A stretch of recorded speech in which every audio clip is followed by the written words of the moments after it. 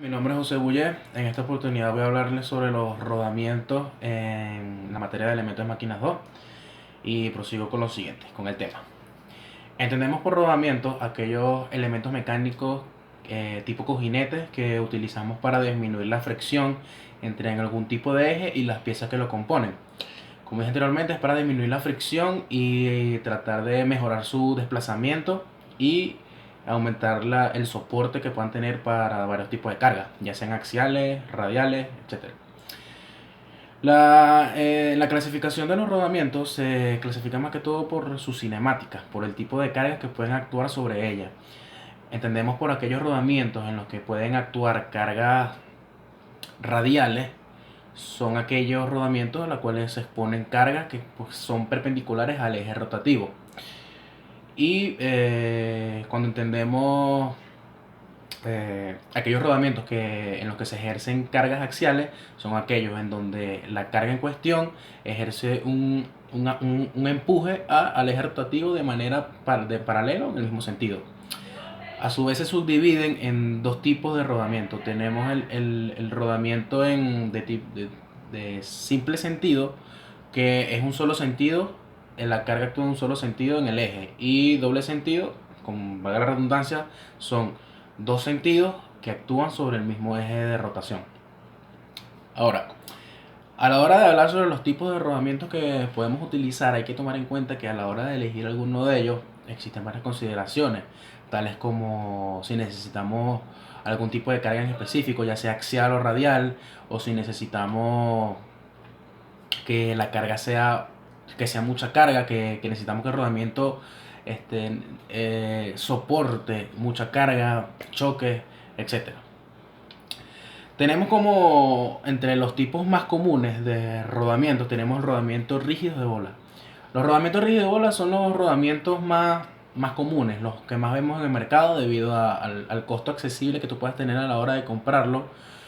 Estos generalmente soportan cargas radiales y por supuesto son fáciles de diseñar, fáciles de fabricar, trabajan a altas velocidades y no necesitan un mantenimiento exhaustivo a la hora de tener su servicio.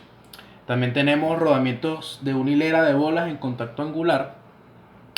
Esta tiene la característica de que las bolas de la misma rodamiento están de manera oblicua o diagonal al eje rotativo.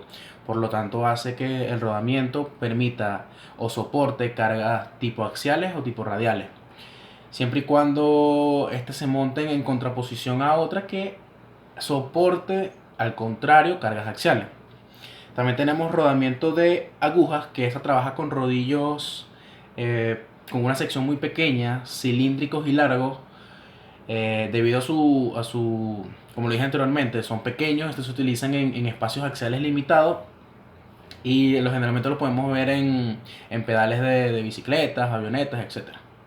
Tenemos rodamientos de rodillos cónicos, que esto también tiene la característica de que están las rodaduras y los cilindros están ubicados de manera oblicua al eje rotativo, lo cual también permite al rodamiento percibir o apoyarse cargas axiales y radiales, pero de manera simultánea, al contrario del rodamiento de agujas, que es una a la vez.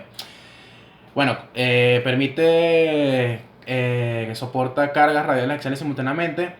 En el caso de que la carga más importante sea la axial, se genera un ángulo abierto del mismo y se coloca en oposición a otro rodamiento que pueda soportar la misma carga axial.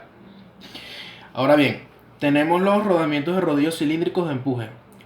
Estos rodamientos son caracterizados más que todo por soportar grandes cargas.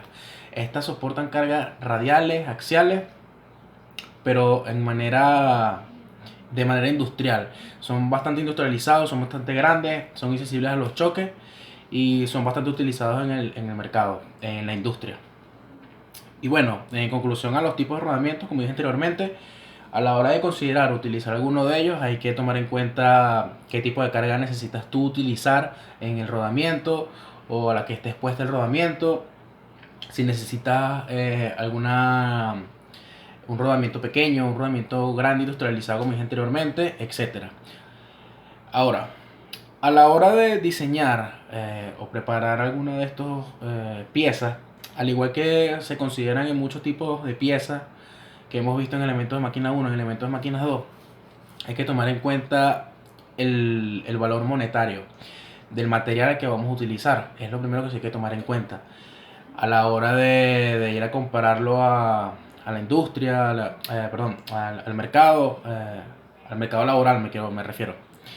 Y bueno, también hay que tomar en cuenta varios aspectos en los cuales está expuesto el material, ya sea la temperatura en la cual está expuesto. Hay materiales que necesitan otro tipo de temperatura, los cuales puede estar percibir la fricción a la cual va a estar expuesta para saber si el eje rotativo va a estar más en desgaste que la misma pieza. También en el medio que esté expuesto, si existe algún tipo de riesgo de corrosión que pueda desgastar la pieza o dañar el mismo. Y bueno, más que todo eso. Muchas gracias.